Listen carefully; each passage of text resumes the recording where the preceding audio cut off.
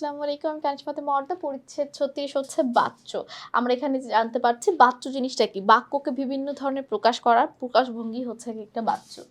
তো চলো আমরা একটু বেসিক নিয়ে আলোচনা করে আসি।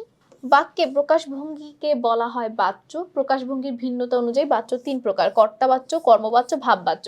কর্তা যেখানে প্রাধান্য পাবে কর্তাবাচ্য, কর্মই যেখানে মেইন থাকবে কর্মবাচ্য, আর ২ টা বাদ দিয়ে আরেকটা যেটা থাকবে সেটা ভাববাচ্য, যেখানে ক্রিয়া বিশেষও প্রাধান্য পাবে। ঠিক আছে?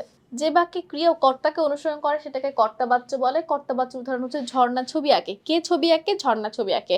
অর্থাৎ কে বা কারা দ্বারা প্রশ্ন করলে যেটা বেশি আসবে, কে বা কারা দ্বারা প্রশ্ন করলে যে উত্তরগুলো আসে। কর্মবাচ্য ক্রিয়া অনুসরণ করে কর্মকে।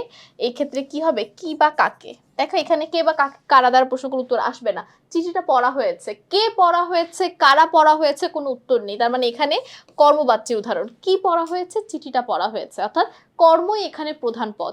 কি বা কাকে দ্বারা প্রশ্ন করলে যেহেতু কর্ম পাওয়া যায়, তাই এই অনুযায়ী, এটা যদিও ট্রিক্স না, এটা আমি তোমাদের শেখানোর জন্য একটা ট্রিক্স দিয়ে দিলাম। কে কারা দ্বারা প্রশ্ন করলে যে বাক্যে উত্তর চলে আসবে সেটা কর্তাবাচ্য, যেটাতে আসবে না, যেটাতে কি বা কাকে দ্বারা প্রশ্ন করতে হবে সেটা হচ্ছে কর্মবাচ্য। যে বাক্যে ক্রিয়া বিশেষ্য বাক্যের ক্রিয়াকে নিয়ন্ত্রণ করে, যেটা আমি বললাম সেটাই হচ্ছে ভাববাচ্য। ক্রিয়া বিশেষ্য হচ্ছে কি? কাজ না, কাজের নামকে বোঝানো।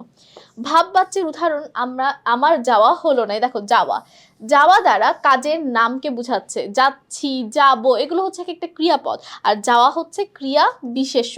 ক্রিয়া বিশেষ্য এবং ক্রিয়াপদের বেসিক যাদের ক্লিয়ার না, তারা কিন্তু এই পরিচ্ছেদটা বুঝতে পারবে না। তাদের আমি রিকোয়েস্ট করব তারা পরিচ্ছেদ 18 বিশেষ্য অর্থাৎ নাউনের যে পরিচ্ছেদটা আছে সেখানে আমি খুবই সুন্দরভাবে ডিটেলসে কোনটা বিশেষ্য এবং কোনটা, অর্থাৎ কোনটা ক্রিয়া বিশেষ্য এবং কোনটা ক্রিয়াপদ পার্থক্য আকারে শিখিয়ে দিয়েছি, তাই তোমাদের আর অসুবিধা হওয়ার কথা না।